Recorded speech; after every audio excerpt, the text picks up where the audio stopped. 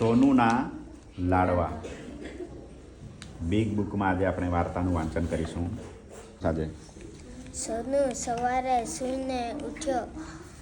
તેને ખૂબ જ ભૂખ લાગી હતી.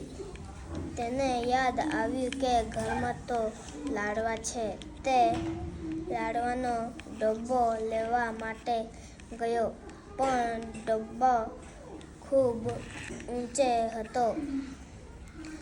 તેણે પોતાનો હાથ ડબ્બા સુધી લંબાવ્યો, પરંતુ ડબ્બા સુધી હાથ પહોંચ્યો નહીં.